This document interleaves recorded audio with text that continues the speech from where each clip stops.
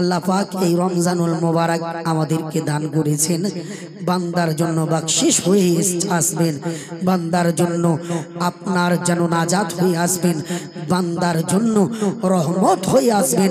আল্লাহ ডাক দিয়ে বলবেন, হে পৃথিবীর বান্দারা, রমজান মাসে তোমরা রোজা রাখবে, নামাজ পড়বে, রমজান মাসে তোমরা আমি আল্লাহকে ডাক দিবে, রমজান মাসে আমি আল্লাহর কাছে নাজাত চাইবে, রমজান মাসে তোমরা আমি আল্লাহর কাছে আপনার মাগফিরাত চাইবে। আল্লাহ পাক ডাক দিয়ে বলেন, হে পৃথিবীর বান্দা, আমি আল্লাহ পাক এই রমজানের বাদাউলাতে আমার নবীর উম্মতকে আমি আল্লাহ এমন ভাবে মাফ করব, সেই রহমতের ছায়ার তলে থাকবে, সেই জাহান্নাম থেকে নাজাত পাবে, এবং আমার বান্দার জীবনের গুনাহ খাতা এই রমজানের সদকায় আমি আল্লাহ মাফ করে দেব। জোরে বলে।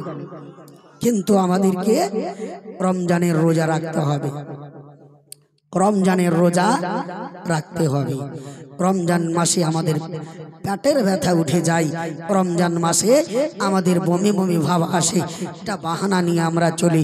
আল্লাহ পাক ডাক দেয়া বলে, রে পৃথিবীর বান্দারা, এই রমজানুল মোবারক মাস যখন তোমাদের নিকটে চলে আসবে, এই রমজান মাসকে পেয়ে তুমি আনন্দিত হও, রমজান মাসকে পেয়ে তুমি উৎসাহিত হও, এই রমজান মাসকে পেয়ে তুমি খুশি হও, মুখে যদি তোমার হাসি ফুটে যায়, এই রমজান মাস পেয়ে তুমি যদি আনন্দিত হয়ে যাও, আমি আল্লাহ পাক দুনিয়ার বুকে তোমাকে জাহান্নামের আগুন থেকে নাজাত করে দিব, তোমাকে বকশিশ করে দিব, তোমাকে নাজাত করে দিব।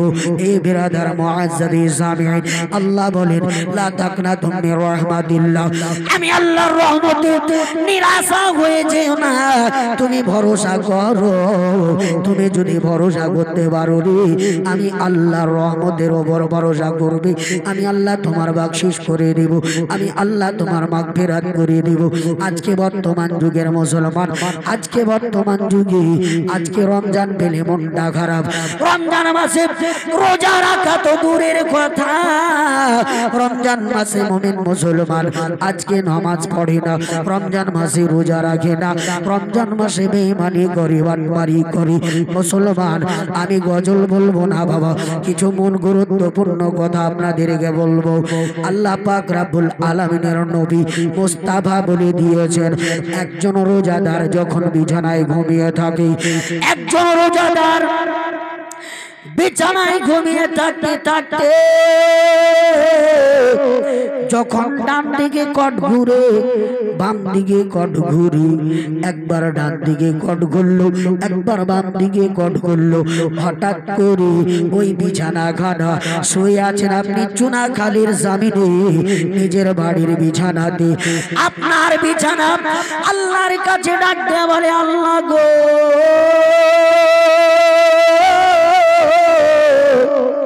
এই চুনাখালীতে আব্দুর রহমান তার বাড়ির বিছানায় শুয়ে আছে, আল্লাহ সেই বিছানায় শুয়ে একবার ডান দিকে কট ঘুরে, একবার বাম দিকে কট ঘুরে, আল্লাহ আপনি আপনার এই বান্দার জন্য আজকে দুনিয়ার সাধারণ আপনার যেন বিছানায় শুয়ে আছে, ওই বিছানা আল্লাহর নিকটে দোয়া করতে থাকে, আল্লাহ গো, আপনার এই রোজাদার বান্দার জন্য কালকে আপনার জান্নাতে একখানা বিছানায় জায়গা দিয়ে দিয়ে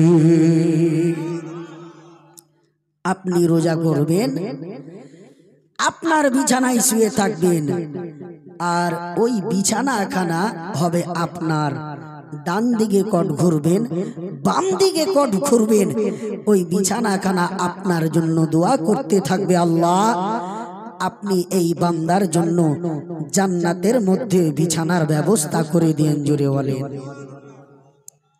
এবার আপনি যখন বেরাদার বিছানায় শুয়ে থাকতে থাকতে যখন মসজিদের মধ্যে আব্দুল মান্নান সাহেব আজান দিয়ে দিল, আল্লাহু আকবার, আল্লাহু আকবার বলে যখন মসজিদে আজান দিয়ে দিলেন, হাইয়া আলাস সালাত, হাইয়া আলাল ফালাহ ধ্বনি দিয়ে দিলেন, আপনি রোজাদার, আপনি যখন ওই বিছানা থেকে নেমে জুতা পরিধান করতে থাকবেন, বাবা জুতা হবে আপনার আপনার, পা হবে আপনার। ওই জুতাখানা আমার আল্লাহর দরবারে ডাক দিয়ে বলবে, আল্লাহ গো,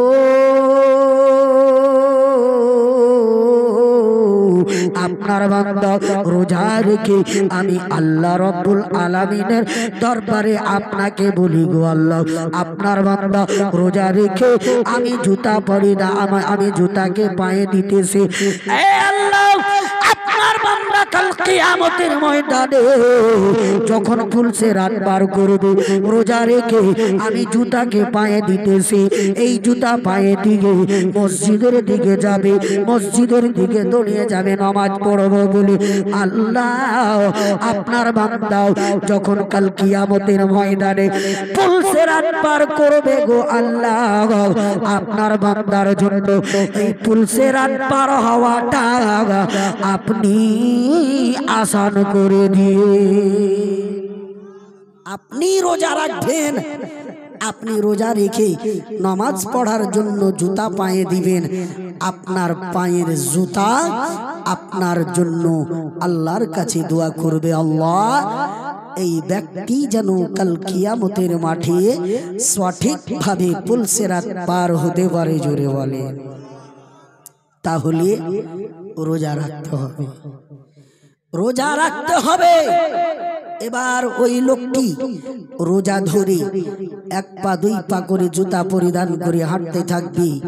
এবার যখন বাবা উজু করার জন্য টিবলে পানি নেবে, ওই টিবলের পানি যখন বদলাতে নেবে, আল্লাহ পাকের দরবারে ওই বদনাখানা আপনার যেন বদনার পানিখানা আল্লাহর কাছে বলতে থাকবে, আল্লাহ গো, আপনার বান্দা আমার আজকে রোজা রেখেছেন গো আল্লাহ, আপনার বান্দা রোজা রেখে উজু করার জন্য আমি পানিকে ব্যবহার করেছি। ও গো আল্লাহ, আপনার বান্দার জন্য আমি যেন উজুর পানি আরজ করতেছি, আপনার বান্দার জন্য আপনি জাহান্নামের আগুন ঠান্ডা করে দিন। ওই পানি আপনার জন্য দোয়া করবে, আপনার ওই পানি খানা বলবে, আল্লাহ গো, আপনার বান্দার জন্য জাহান্নামের আগুন খানাকে ঠান্ডা করে দিয়েন। আপনি আপনার বান্দার জন্য জাহান্নামের আগুনকে আপনি যেন নিভিয়ে দিয়েন। এই জায়গাতে বেরাদার মুসলমান, আপনি যখন উজু করতে থাকবেন, উজু যখন আপনারা হয়ে যাবে, উজু যখন হয়ে গেল, আপনি উজু করে দাঁড়াবেন। উজু করে দাঁড়িয়ে নেওয়ার পরে আপনার নজরটা আকাশের দিকে করে যখন পড়তে থাকবেন, আশহাদু আল্লা ইলাহা ইল্লাল্লাহু ওয়া আশহাদু আন্না মুহাম্মাদান আবদুহু ওয়া রাসূলুহু, এই দোয়াখানা যখন পড়বেন বাবা, আপনার শরীরে যা সমস্ত যত গুনাহ আছে সঙ্গে সঙ্গে আমার আল্লাহ ডাক দিয়ে বলবে, ওরে জিবরাইল, যাও যাও, আমার বান্দা কলেমা শাহাদাত পাঠ করেছি, রমজানের রোজা ধরে রেখেছি, আমি আল্লাহকে এক বলেছি, আমার প্রিয় নবীকে আমার রাসূল বলে ঘোষণা করেছে। যাও রে যাও জিবরাইল, ওই লোকটির কলেমা খানাকে তুমি শুনে নাও, শুনে নাও, শুনে নেওয়ার পরে ওই জান্নাতে একখানা আমার বান্দার নাম লিখে দাও। বেরাদার, আজকে আমরা কলমা পড়ি, চুনাখালীর জমিনে বসে কলমা পড়ি। মুখটা হবে আপনার, কলমা পড়বেন আপনি। কিতাবের মধ্যে পাওয়া গেছে, যখন কোনো বান্দা লা ইলাহা ইল্লাল্লাহ মুহাম্মাদুর রাসূলুল্লাহ সাল্লাল্লাহু আলাইহি ওয়াসাল্লাম পাঠ করতে থাকে, বান্দার মুখ থেকে আল্লাহ পাক একখানা পাখি বের করেন।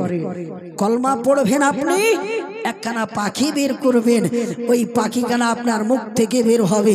পাখিটাকে পাখি কাটা হবে একটা আল্লাহর ফারিস্তা, মুখ থেকে বের হবে, রংটা হবে সবুজ কালারের, দুটি ডানা হবে, ওই দুটি ডানা হবে সবুজ কালারের। ওই ফারিস্তা আপনার মুখ থেকে বেরিয়ে উড়তে উড়তে প্রথম আকাশে পৌঁছাবেন, আবার উড়তে উড়তে দ্বিতীয় আকাশে পৌঁছাবেন, আবার উড়তে উড়তে তৃতীয় আকাশে পৌঁছাবেন, তৃতীয় আকাশ থেকে চতুর্থ আকাশে পৌঁছাবেন। পাখি উড়তে উড়তে উড়তে আল্লাহর আপনার সাতটা আসমান পার করে আমার আল্লাহর পবিত্র আরশের দিকে চলে যাবে। একজন ফারিস্তা ডাক দিয়ে বলবে, এ পাখি কোথায় উড়তে উড়তে যাচ্ছ? সেই ফারিস্তা পাখিটি বলতে থাকবে, আজকে আমি উড়তে উড়তে আমার আল্লাহর পবিত্র আরশের দিকে যাচ্ছি।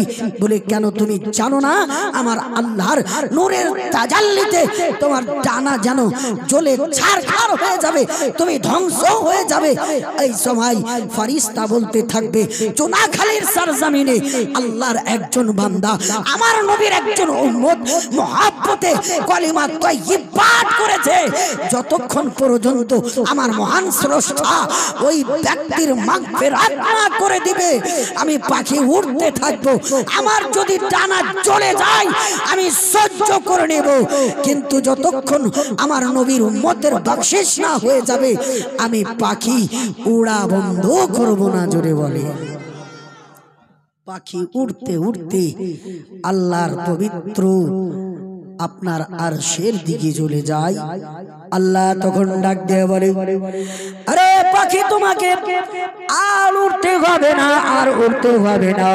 পৃথিবীর বুকে মাওলানা আব্দুল মান্নান কলেমা পাঠ করেছে, পৃথিবীর বুকে আব্দুর রহমান কলেমা পাঠ করেছে।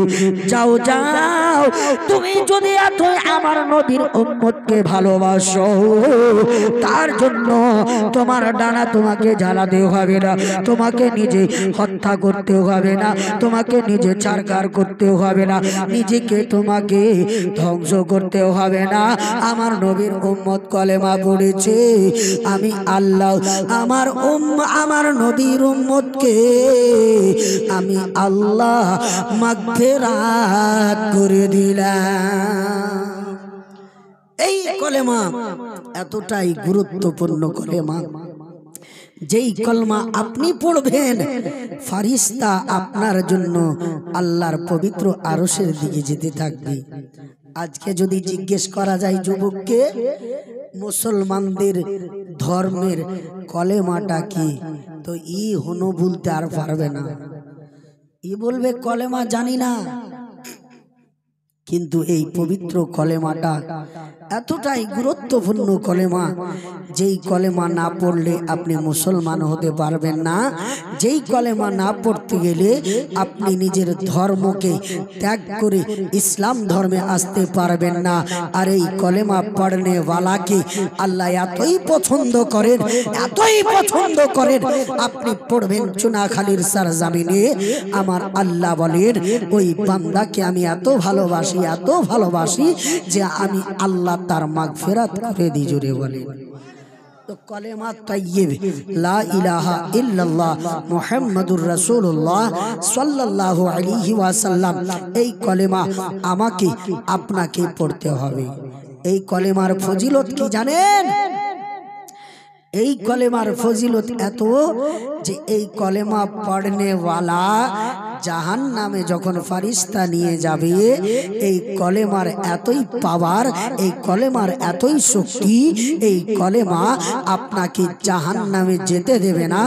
জাহান নামে যাবে যখন ফারিস্তা নিয়ে, ফারিস্তা আপনার নাজাত করবে, আপনার এই কলেমাটাই আপনার নাজাত করবে। তাহলে কেমন করে আপনারা শুনেন, জিকিরের বয়ানের মধ্যে একটা ওয়াকিয়া আছে, যেটা কিতাবের নাম হচ্ছে জিয়াউল ওয়াইজিন।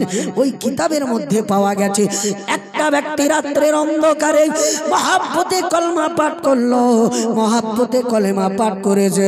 তার হাতে রয়েছে 7খানা গুটি, হাতে রয়েছে 7খানা ছোট ছোট পাথর।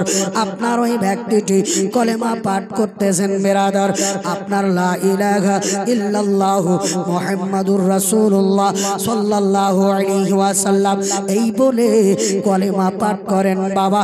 আর ওই 7খানা পাথর থেকে একখানা পাথরকে আল্লাহর বান্দা বালিশের তলে আপনার দিয়ে দেয়। আবার যেন কলেমা পড়েন, দ্বিতীয়বার কলেমা পড়লেন, একখানা পাথর আবার যেন বালিশের তলায় রেখে দিলেন। এই করতে করতে আল্লাহর বান্দা 7বার কলেমা পড়লেন, আর ওই 7খানা পাথরকে বালিশের তলে দাবা দিয়ে দিলেন, বালিশের তলে রেখে দিলেন। আর ওই বালিশের তলে রেখে আল্লাহর বান্দা ঘুমিয়ে গেলেন। ওই আল্লাহর বান্দা রাত্রের অন্ধকারে স্বপ্নে দেখতেছেন, আমি জানো আমার গুনার কারণে আমি জাহান্নামী হয়ে যাচ্ছি, গুনার কারণে আমাকে ফারিস্তারা জাহান্নামে নিয়ে যাচ্ছে। কিন্তু হঠাৎ করে